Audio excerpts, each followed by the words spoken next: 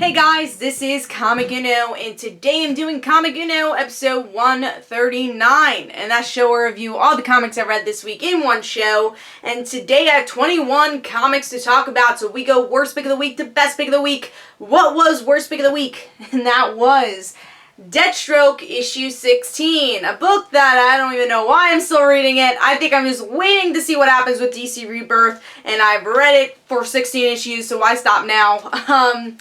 But yeah, it's kind of the same thing over and over again. Deathstroke fights a guest star that's mostly a Batman guest star. This time it was Red Hood, Jason Todd. And then it's like, where's my daughter? Where's my daughter? Finally finds his daughter. Daughter's a villain. Rose is a villain because she was like tempted to be one because this guy says, hey, your friend betrayed you. Oh, I believe you, kind stranger. And Rose becomes a villain. There is no good motivation at all. I will compliment the coloring. I think is good. The artwork is okay. I think it's good. But yeah, overall, I think the story is kind of a mess, and they do not know what direction they're going. And Rose Wilson's a better character than what they've been putting her through. So I gave this book 1.5 stars. I want to maybe pick up the next issue, but I think this is very close to being dropped. Alright, so that's number 21. Number 20 is actually a book I got for free, but I have picked up, I've dropped, I picked up, I've dropped, and that's Grayson, issue 18.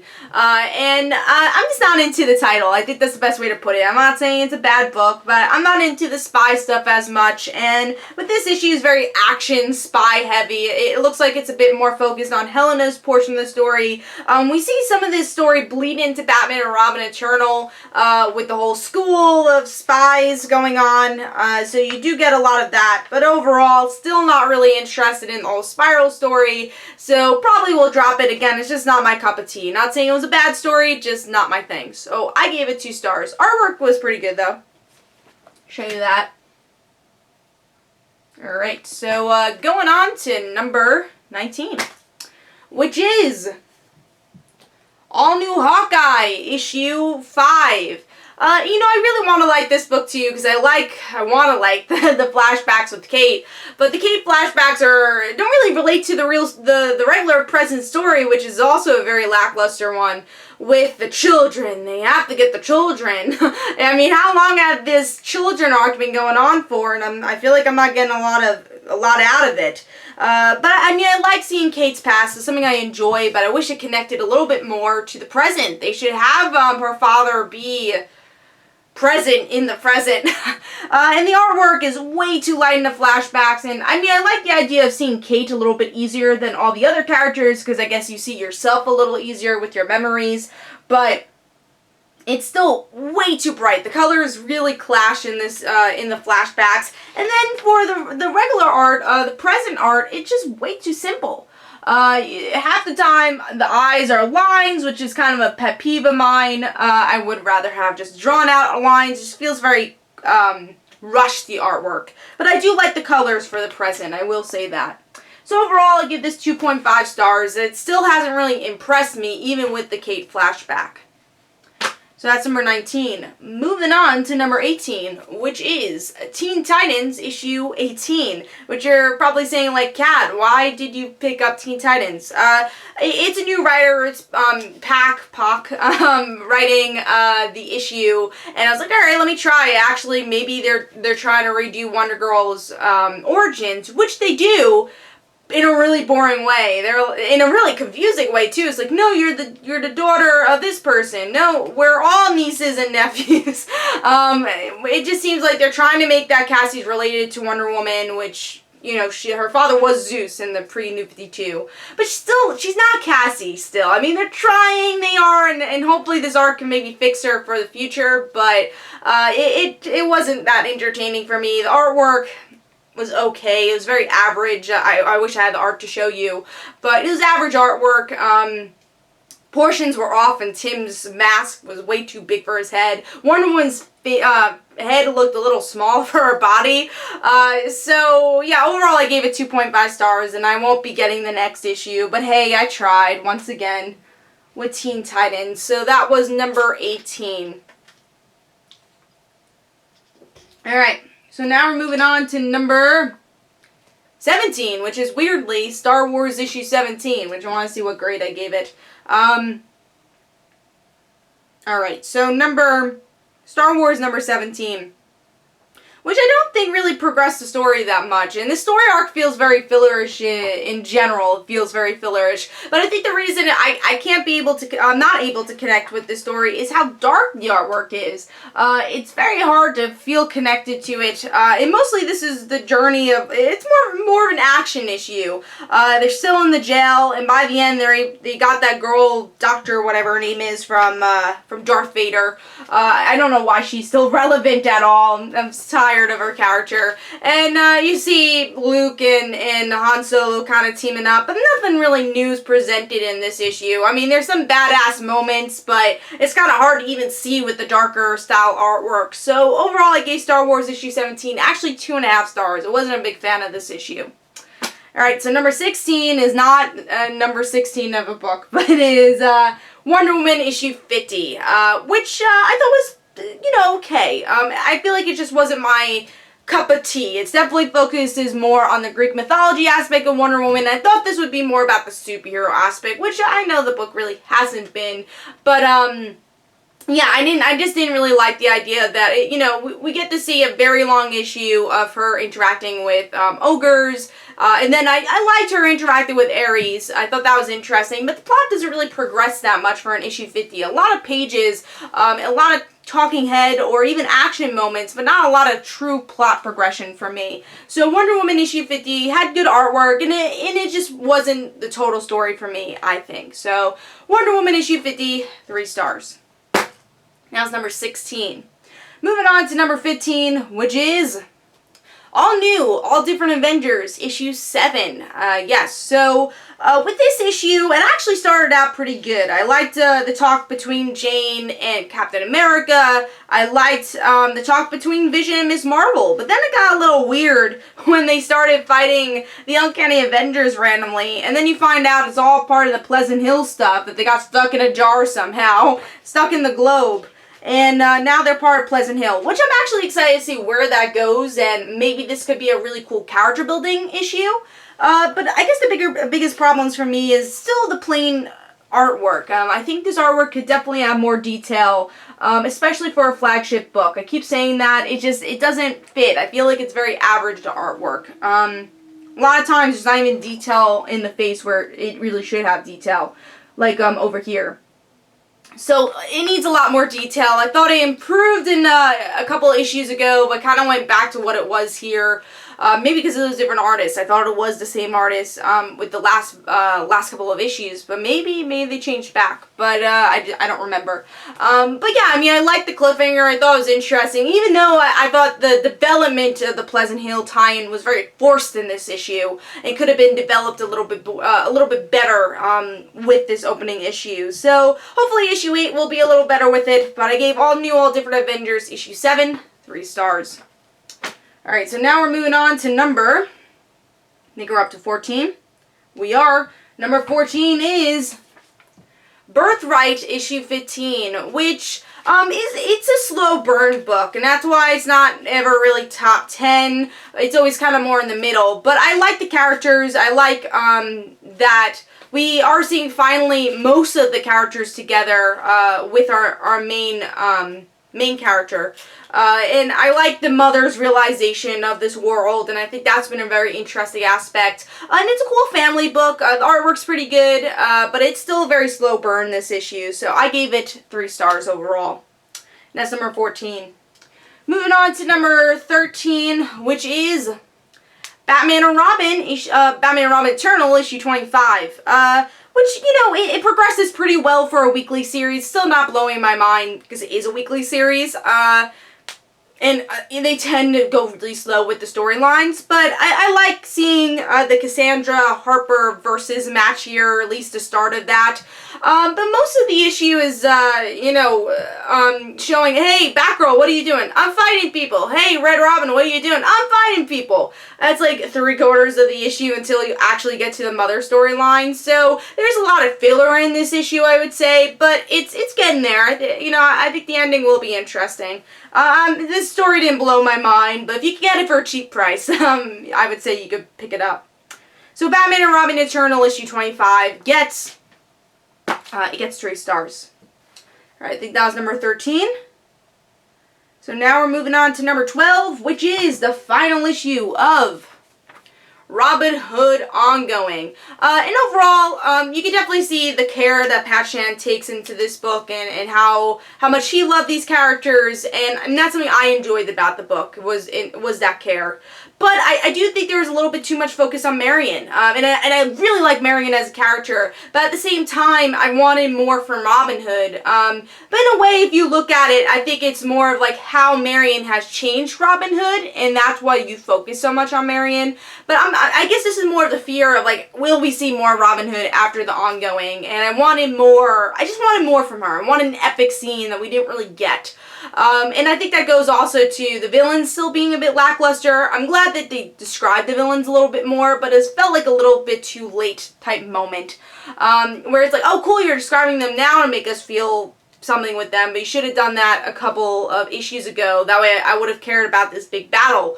But yeah, overall I gave it 3.5 stars. Artwork was pretty good. And again, I enjoy Marion and Robin and their friendship, but I would have liked to see a big epic Robin Hood moment, and hopefully in the annual we'll get that with the official last issue of Patsy on Robin Hood.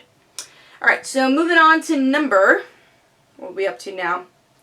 We're on number 11, which is Venus, issue 4, which is the last issue of the Boom Studios miniseries, which overall I enjoyed. You know, it wasn't something that blew my mind, but I had a good time reading it. And if you like space stuff, if you enjoyed movies like The Martian, you'll enjoy this. It's a cool aspect of seeing what this captain would do for a crew.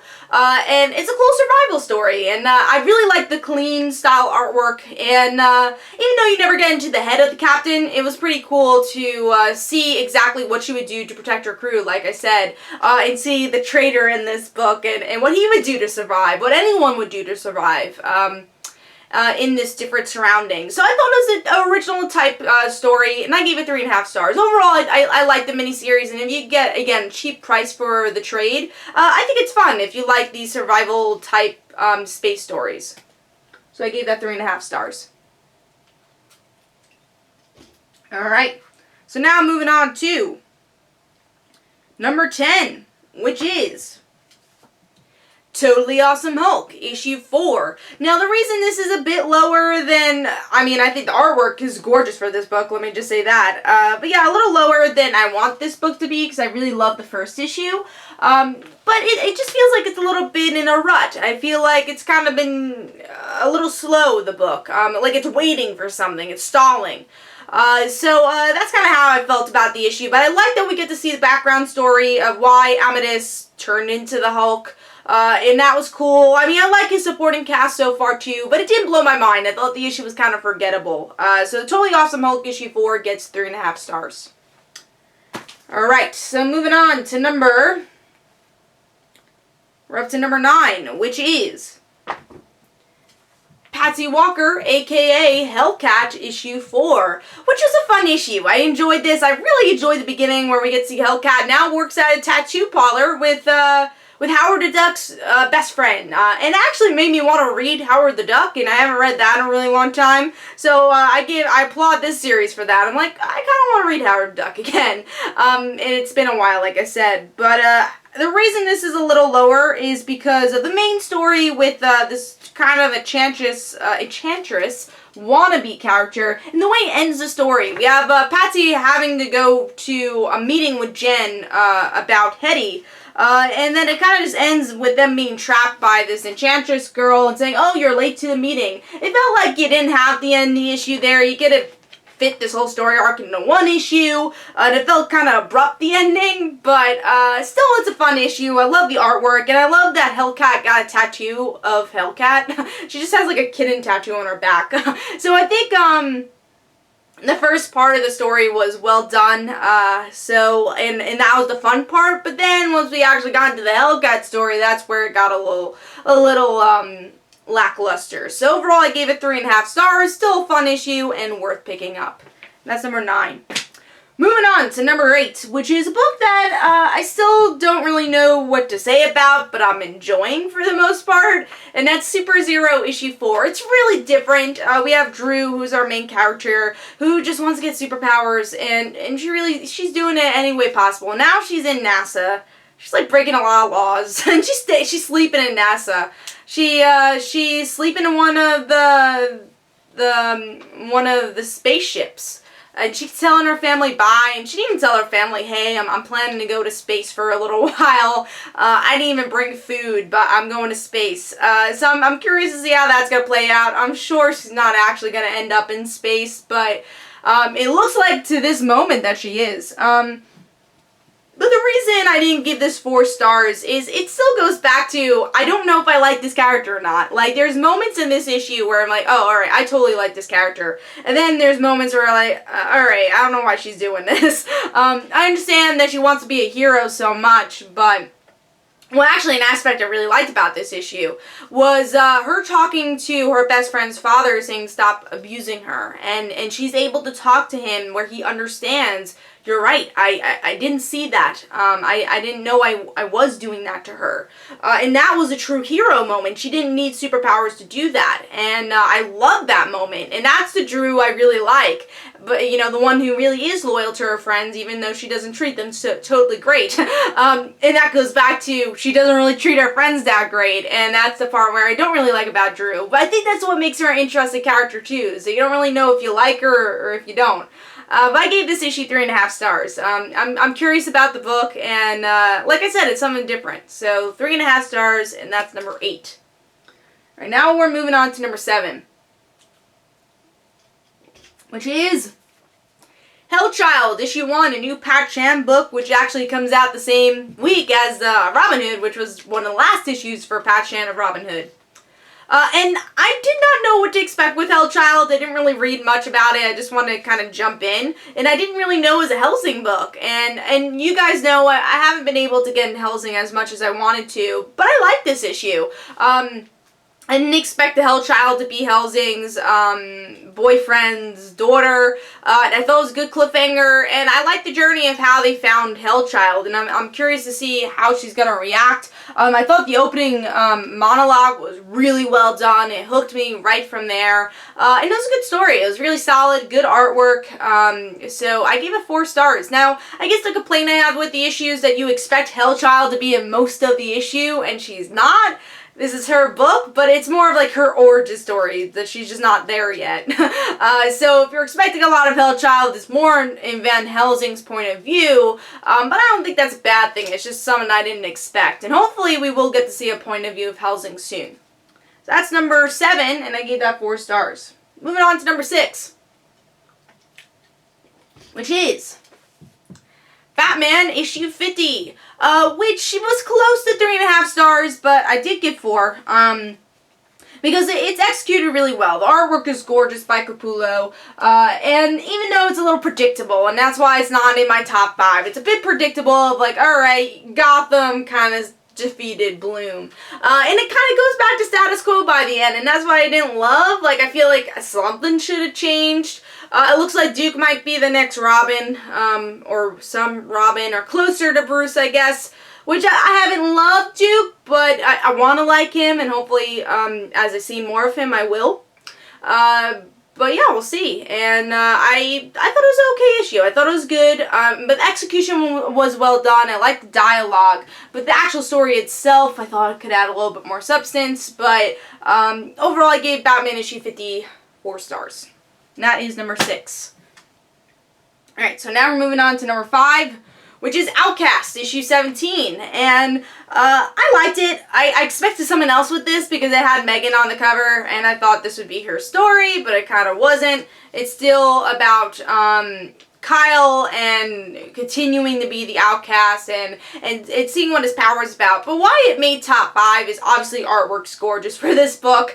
And also, I like the dialogue of the priest just not being religious anymore or questioning God, and I liked what he was questioning, and I thought it fit for what this story is all about. So Outcast issue 17 gets 4 stars, even though it wasn't what I totally expected. Alright, so number 4 is X-Men, the worst X-Men ever. And this book is so much fun. We get to see that our main character just can't cut a break. And by the end of the issue, because he can't cut a break, he might become a supervillain. He might team up with Mystique because she pretty much seduces him and says, hey, kill Professor X, which I guess in this universe he's not dead. And I'm curious because this story does build up where maybe they are creating a supervillain, or just villain, because he's not super. But I am curious to see where the character goes, and it was a lot of fun. I like that, I was able to poke fun at the X-Men. And I had a good laugh. I think this book is really original. Artwork is bright, even though there's some dark humor in this book. So I give X-Men Worst X-Men Ever issue 2 4 stars, and that is number 4. Alright, so now moving on to number 3, which is Superman, Lois, and Clark, issue 6. Hasn't been in my top 5 for a while, but finally just focuses on Lois and Clark and his son. I was not a fan of the whole Hank Henshaw storyline, and thank God it's not here. It's more of the whole Agent X storyline and in their son, questioning things, just like Lois would. And you can see that he's very much his father and mother's son, because he definitely has both personalities, and that's the fun part of this issue, and seeing Lois got to deal with that is like, okay, even though the line could have been a little bit better in the end, she just says, you have O, and that's the end. I kind of wish it was a different line, but I like it. I like that, we see that they also find out about the whole Lois Lane reveal of Superman, and that's how the son's starting to find out. So it's the journey of the son. That's what I liked, and I'm glad it focused more on the family again. And artwork is great. I love that we get to see this classic art, and facial expressions are great. It just fits the tone of this book. A classic feel of a Superman book. So Superman, Lois, and Clark issue 6 gets 4 stars. Alright, moving on to number 2, which is Cry Havoc, issue 3. Now this has been in my top 5, I think, each time it comes out, because it's a great book. And with this book, we get to see, we have the beginning, middle, and end. That's what this series is all about. In the end, we see that our main character is in this new world where things like this can happen, and it's a world where all these creatures that are like her are living together, but we see that there is no good or evil. It's very mixed. It's a very gray area. It's all about perspective, which is interesting because this whole book is about perspective. It takes what you would think, a normal book would be beginning, here's our beginning, here's our middle, and here's our end. In this book, it brings the beginning, middle, and end in every issue, and I think that's such an amazing concept that they bring to the narrative really well.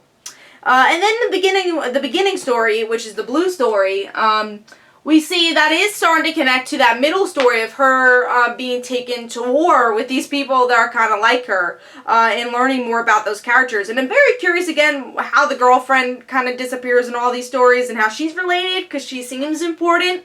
And I really like their story also. I think they have really good chemistry and kind of a good back and forth.